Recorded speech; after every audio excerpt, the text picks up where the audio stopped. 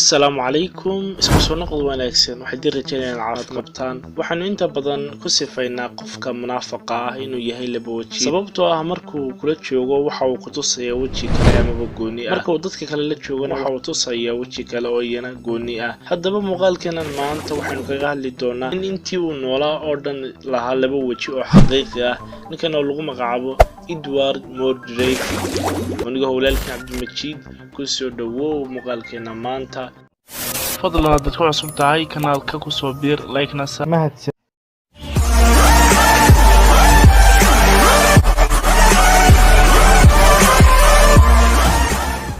waxa uu dhashay ninka lagu magacaabo Edward Mordrake qarnigii 19aad waxa uu Edward ka dhashay mid ka mid ah qoysaskii hodanka ahaa ama maalqabeennada ah ee ku noolaa dalkaas Ingiriiska waxa kale oo si dheeraan ninkan inuu ahaa wiilka ama baynanka kaliya ay iska dhaleen aabihii iyo hooyadii oo kaliya waxa hibadiisu ahayd oo macallin ku ahaa dhankaas iyo muusikada oo aan xilligiisa ama waagiisa aan lagaga daba dhufan jirin laakiinse waxa uu ahaa ninkani mid ka dhex baxay dhammaan bulshadii kula nooleed waagaas magaaladiisa iyo xitaa dadka ay qaraabada ahaayeen oo uu diiday ninkani inay soo booqdaan sababta ku kaliftayna inay ahayd lahaanshiyaha amaba waxa wajigiisa caadiga ah ku yaalay waji labaad gadaasha kaga yaalay ama xagga dambe kaga yaalay waxaana wajigaas Edward ka dhigay mid ka xishoonaya dadka inay arkaan gebigiisaba waxa uu tilmaamay lagu magacaabo Edward dhakhtarkiisa in wajiga labaad ee kaga yaala gadaashiisa ama xagga dambe uu ahaa mid aad fool xun halka wajiga caadiga ah Edwardna ahaa mid suuban oo aan wax ceeb lahayn waxa wajigan labaad kaga yaala Edward xagga dambe ahaa mid qoslaya marka uu ooyayo wajiga caadiga ah ee Edward halka marka uu qoslayo ama uu dhool cadeynayo wajiga caadiga ahina waxa wajigan gadaasha kaga yaala mid ooyay yacni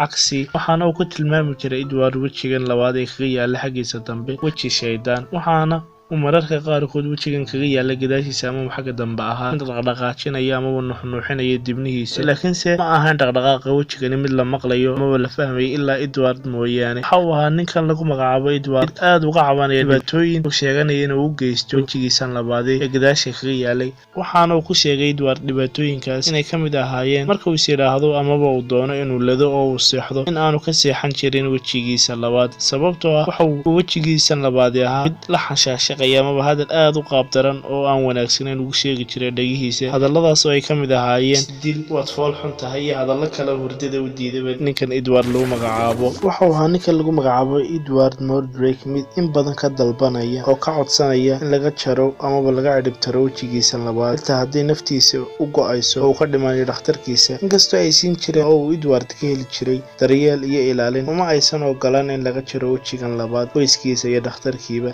laakiinse waxa ugu dambeyntii Edward noloshiisa soo afjarantay oo uu cabeesun ama xabad isku dhuftay labada aragtiyoodba way jiraanay xilli ay da'diisu ahayd 23 sano jir ama 23 jir waxaana uu ka tagay warqad uu qoray ka hor inta aanu dhiman warqadaas oo ku sheegayay ama kaga dalbanaya dhakhtarkiisa iyo ehelkiisaba inay ka baabiyaan oo ay ka jaraan wajigiisii labaad ee ku yaalay inkastoo ay yaraayeen xogaha iyo xaqiiqsanka sheekada ninkan lagu magacaabo Edward Mordrake waxaa jiray ila xogeedyo aad u tiro badan oo xaqiijinaya amaba cadeynaya inay jirto sheekadan amaba ay dhacday qisadani ugu dambeyntiina waxa la xaqiijiyay inuu yahay xanuun dhif iyo naadir ah oo ku dhaca dadka waxaana jirtay isna nin labaad amaba sheeko labaad oo ka dhacday dalkaas China waxaana lagu magacaabi jiray ninkan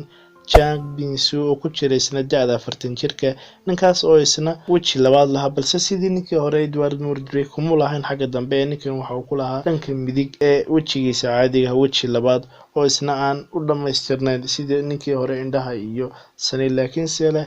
af qura waxaana dhacday dhacdadani bilowgii 1980kii balse nasiib wanaag ninkan waxa uu la kulmay xilli uu horumaray caafimaadku waxaana loo kaxeeyay ninkii dhankaas iyo dalka Mareykanka si loogu sameeyo operation amaba qalliin ku wajahan amaba qalliin lagaga sameynayo wajigiisa labaad si looga jaro waana lagu guuleystay qalliinkii ninkan oo laga jaray wajigiisa labaad waxaana la soo bandhigay xaaladani inay tahay mid dhif iyo naadir ah oo lagu kor arko amaba lagu dul arko oo ku dhaco xanuunkani adduunka korkiisa dadka barnaamij TV oo lagu magacaabi jiray That's Incredible oo ka bixi jiray shaashadaha TV-da dalkaas Mareykanka oo lagu xaqiijiyay xaaladdan inay tahay mid dhab ah oo jirta